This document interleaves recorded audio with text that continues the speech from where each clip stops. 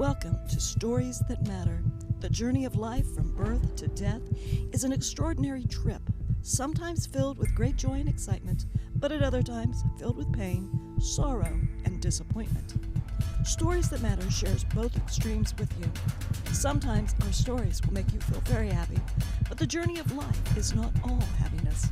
Other times, the journey of life will make you feel sad, for all of us have experienced both extremes. Stories That Matter will begin right after the break with a story that will touch your heart in the journey of life. Welcome to Stories That Matter. I'm your host, Doug Thompson, and for today's show, we have a special guest. I'm so excited to have her here. Her name's Katie Peterson. She's from Leavenworth. That may not seem like much to you. She's from Leavenworth. Well, what is she doing here in Kansas? And we're doing a Stories That Matter, but she has an amazing story. First off, what do you do for a living?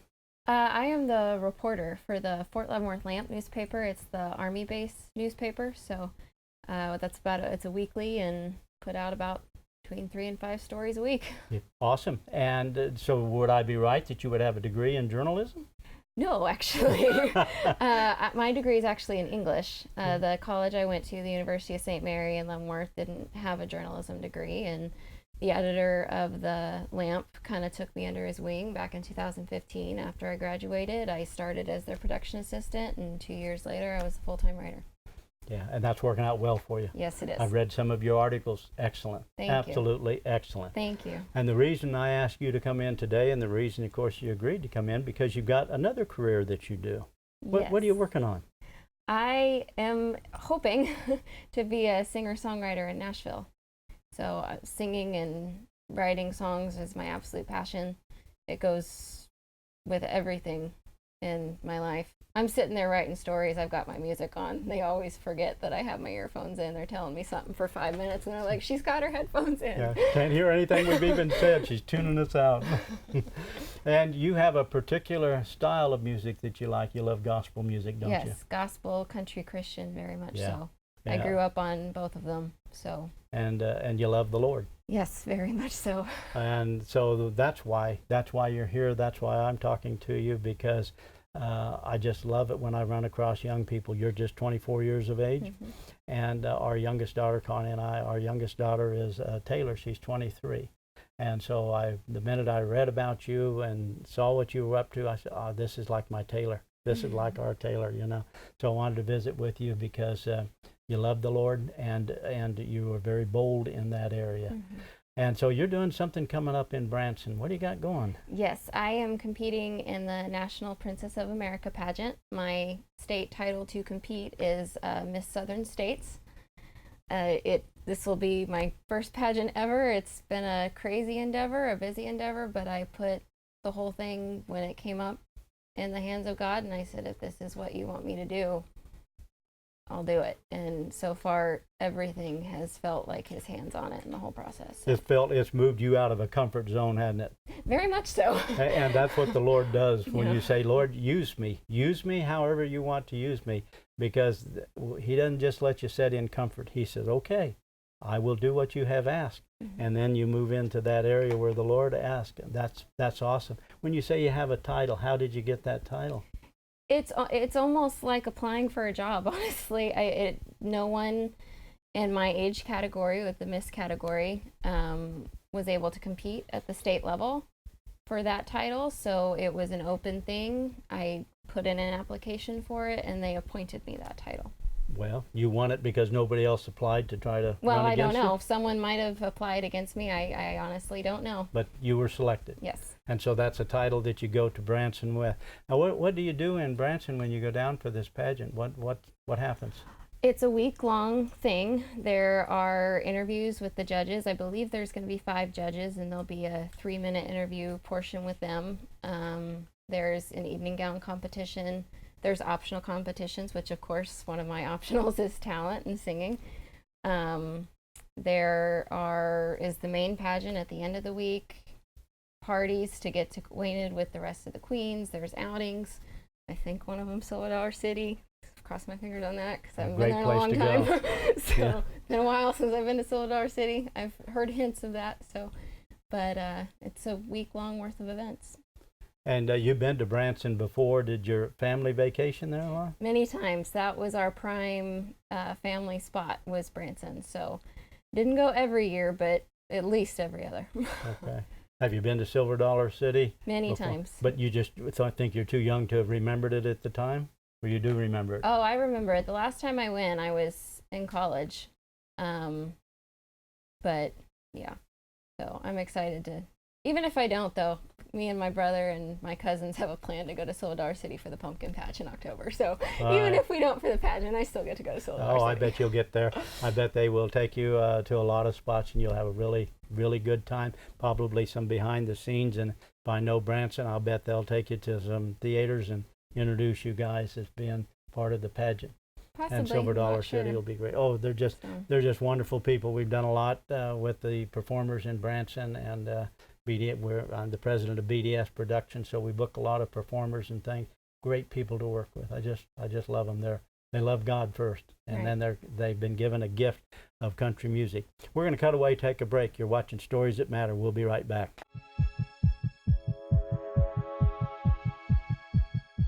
Welcome back to Stories That Matter. I'm your host, Doug Thompson, with my special guest, Katie Peterson from Leavenworth, and she is a reporter for the Leavenworth Lamp, the Fort Leavenworth. And that's at Fort Leavenworth, yes. isn't it? Okay, and you have been a reporter now for how long? About a year and a half. September 2017, I took over as the reporter. Okay, and if you missed the first part of this segment, Katie is here today because we're talking about her career, and at the age of 24, she's headed off to Branson to participate in a pageant contest in Branson. What's the dates of that? July 29 through August 3rd. Okay, and is any of that available on any sort of forum that you know of? I have been told that it should be on Facebook Live to watch. People can get tickets for any part of it, or a wristband that gets them into all parts of it. But for the main point, we just kind of tell people to come to the main pageant. And where will that be held at? Mansion Theater. Okay, awesome. And that's I know, on August 2nd. Okay, that's excellent. And you got a lot of work to do. You're going to be very busy during that week. Very much so. It'll be interesting. And there's a talent portion to this too. Yes, the talent portion is one of the optional competitions. It is another chance for a crown. So there are 2 crowns that I'll go for: the overall Miss title and the Superstar Talent crown, both national crowns. I can only get one, but it just gives more opportunity for that. So. How many young women are going to be entered in this, do you know? A little under 100 overall. There are 5 age divisions. Wow. In my particular category, they actually just released these numbers to us, including myself. There's 15 in the Miss category. As far as how many I'm competing against in talent, I have no idea how many. So. Well, it would seem logical that there will be some people in Branson who are probably performers that are either backup singers or maybe higher level of the main event. There may be some young girls there who are entered in that competition. You'll have tremendous competition, you know that. But what does to go to a contest and share a talent, what talent are you going to share? Singing. Okay, now singing just doesn't happen. I've tried that for years in the bathroom and singing, and I can hardly tolerate myself, and the rest of the family will say, stop it. And if we sing in church, why, I'll get the old elbow, stop. Don't even, you're messing everybody up around us. So what's your background for it? How do you have the ability to get up in front of a crowd that may be 500,000 people more? How do you have the ability? I've never gotten up in front of that big a crowd. Well, it may be in Branson. But I've been singing for as long as I can remember. When I was 7, 8 years old, the church that I went out to in Easton, Kansas, Saturday nights, it was a very small church. There wasn't background music or anything. My dad led that music. He was the worship leader? Well, he was pretty much. Yeah, he led the music. And I'd be 7, 8 years old getting up and singing with him. My first time ever leading it myself, I was 10 years old. Wow. So I've been singing in church my entire life, taken voice lessons for years. I love everything about music. you know, we get a lot of people that come in and sit where you're seated now, and I get that pretty common. I got it from my family. My dad did this, or my mom did that. My mom played piano, and so I naturally learned it from the age of 3 on because she was giving lessons, or whatever the story is. And in your case, it's similar. Did your dad take you to all types of events that he would perform at, and you would get up and sing with him, or are we talking primarily church? No, primarily church. My dad gets a little shy. He's only ever sang in church. But I mean, I kind of got it from him. I mean, my mom got into country music when they got married. I had said this before, country Christian is my favorite. Yeah. My dad's the one who grew up with it. Like, he introduced me to George Jones and Tim McGraw and Garth Brooks and things like that. So my love of music came from my dad, but you know, he only ever really sings at church. So who's got the singing ability in the family that you inherited? Was your dad or your mom, or both of them? Remember, they may see this. They may see this later, so you got to be pretty careful. We'll say my dad. Okay. So, but they both invested in you in that area. And as you move forward now, you've got, of course, talent, but there's a difference of having talent and being able to hone it for a professional career. Mm-hmm. Do you have somebody that helps you for that? Yes. My current vocal coach, she's absolutely amazing. She's also my pageant coach and my songwriting partner. She wears a lot of hats with me, but I've done voice lessons with other people before, and they all did great things for me, but nothing has compared to her. What's her name? Her name is Jody Reinhardt Key. Is she a friend of yours plus the vocal coach? We became friends very quickly. I had heard about her through a friend of mine who was taking voice lessons with her. And I mean, we hit it off immediately. We both love music. We both love singing. We both love writing. We both love the Lord. Just everything clicked. I mean, she's almost become like another mom to me. So awesome. Is she in Leavenworth? She is in Kansas City, Kansas. Kansas City, Kansas. So, but it's only about 15-minute drive from my apartment. So. And so, does she help you to prepare for this pageant coming up too? Yes, very much so. My voice lessons weekly have now become half pageant lessons. So, but even the vocal part has become pageant lesson time because we're preparing the songs that I'm doing for that. So. Wow. And so for the pageant, is there a way you walk, a way you look, the way you tilt your head? What's the secrets from it? That's one of the things we work on. One part of it, I have to wear 6-inch heels. So. And you normally don't wear heels? No, that's about as much as I go. So.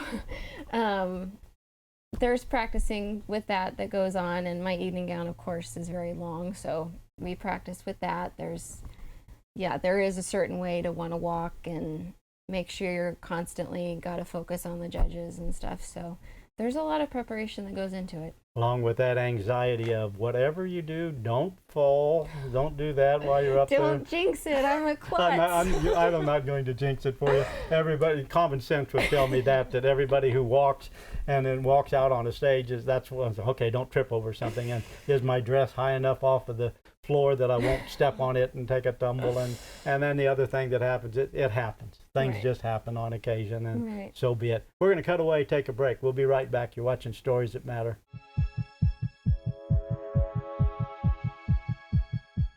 Welcome back to Stories That Matter. I'm your host, Doug Thompson. If you're watching this, on your left side of your screen is an absolutely beautiful young woman, and her name is Katie Peterson. And she's out of Leavenworth, and we've been having a wonderful conversation, and on screen and off screen. It's just sort of continued as we go. She's a reporter in Leavenworth. She's driven out today because she's getting ready to go to a pageant in Branson. And she's a participant in it, and she is amazing. She's got a heart for the Lord. And so, Katie, when we were talking while we were on break, you were telling me a little bit how much your faith has grown from being involved in this pageant in preparation for it. Tell me about it. Well, as I said before, my vocal coach became my pageant coach. She's been a pageant coach for many years. She did pageants herself, and when she asked me if I wanted to participate, possibly in this pageant. I was taken back. I didn't know what to do. I mean, she approached me about it because there was that talent portion to give me another point and audience to sing for and get me out of my comfort zone a little bit. And I knew it was not a very cheap process to do either. So the whole thing, it got a little overwhelming. It got scary. So before I even went and applied for the title that I was given, I put everything in God's hands. I said, if this is what you want me to do, then give me the title. If it's not, don't. Because I only want to do this if you want me to do this. And I pushed send in the application, and by saying that prayer before I did it, I just felt like a weight off my shoulders, because I think that was the first time I've ever fully, truly put something in his hands. And ever since I got the title, I immediately got scared, because I was still like, oh my gosh, this is not very cheap to do. And he has taken care of everything. I've been very blessed with getting sponsors and have barely had to pay anything out of pocket to do this. And every time that I got a little scared and something new came up to purchase or buy that I didn't think about, I was like, Jesus, I trust in you. Jesus, I trust in you. And he took care of it. And I have never felt closer to him or felt more like I was doing what he wanted me to do than now. Of course, you have told us already how you grew up, and I was a little kid, and I went up with my dad because I had to, and did worship with him in front of the people, so you were pretty much a natural at that. But that's a little bit different, isn't it, when you start talking about yourself up there. And I'm going to guess when you first entered that first contest, you were concerned that, am I being prideful, Lord? Am I thinking I'm something more than what I am? Mm-hmm.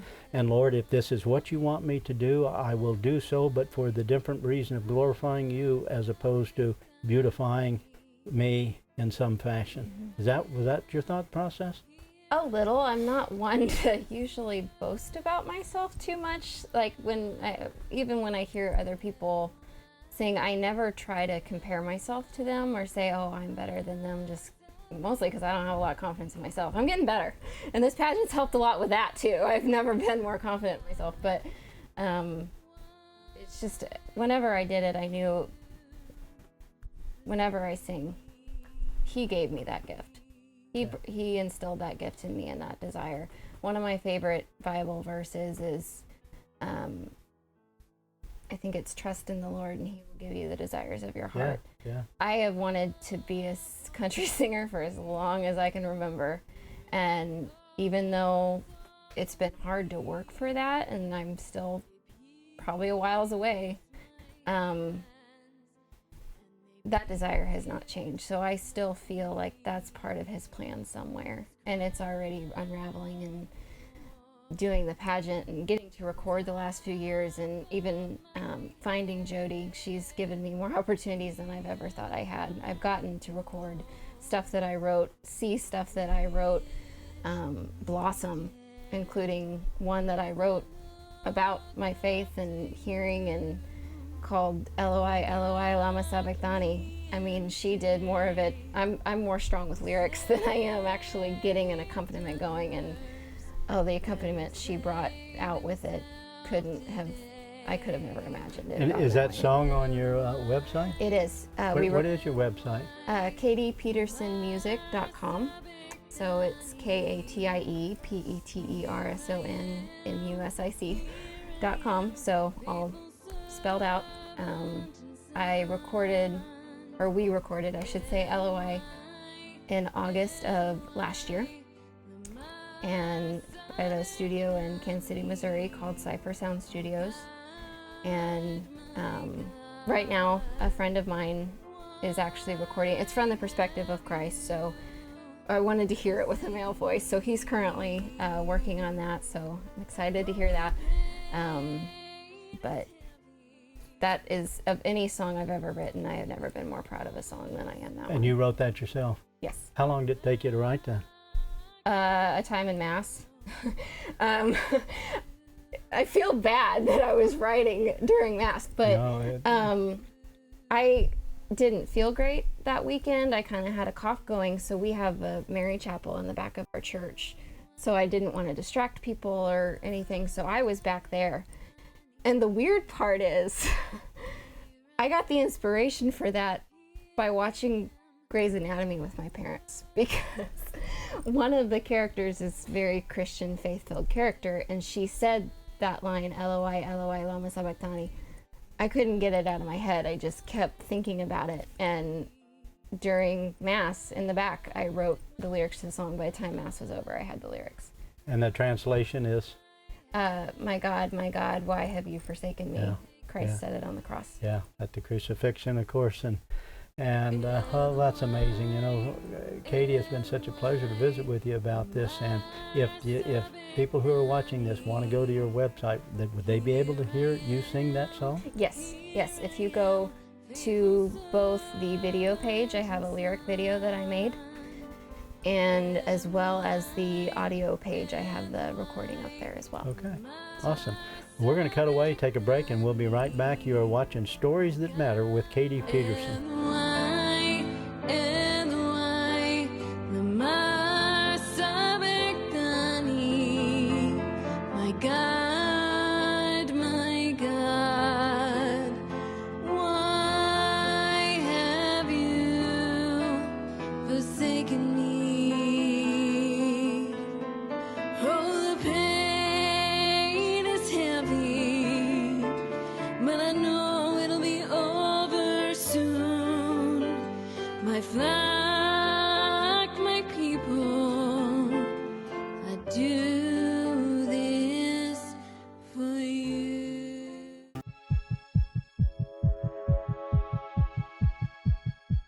Welcome back to Stories That Matter. I'm your host, Doug Thompson, with my special guest, Katie Peterson. And Katie, we've been following your career about, we've been watching the show, then they would know that you went from a child in church and your dad performing in worship services as kind of as a worship leader, we would say, at least the music director for it. And that's how you got up on stage, and that's how you helped hone your skills for it, by singing, whether you're out in the congregation or whether you're up on stage. Mm-hmm. And that's why I try to hone my skills with the congregation, but all I get's the elbow in the side to stop it. Your voice is carrying, you leave it alone. And so where do you see yourself here? You go to the pageant, and where do you see yourself going from there? Well, my coach seems to think that I can get a title, so I'm trying not to go into it saying I'm going to get, thinking I have it in the bag or anything like that. This is the first pageant I've ever had, so I'm trying to just go into it thinking I'm just going to focus on doing my best and letting God guide me through as He has this whole process, and just try to relax and enjoy the experience. So if I am blessed enough to get the title, music, as I've said, is everything a part of my life. So my platform for the pageant is music healing the heart and soul, and even getting through school, I wouldn't have been able to do it without music and choir and stuff. So VH1 Save the Music Foundation is my big thing that I want to bring awareness to, and hopefully with a title, raise money for as well. We're gonna track it. I'm sure the people watching will too. We're out of time. You've been watching Stories That Matter with Katie Peterson. Thanks for watching. See you next time.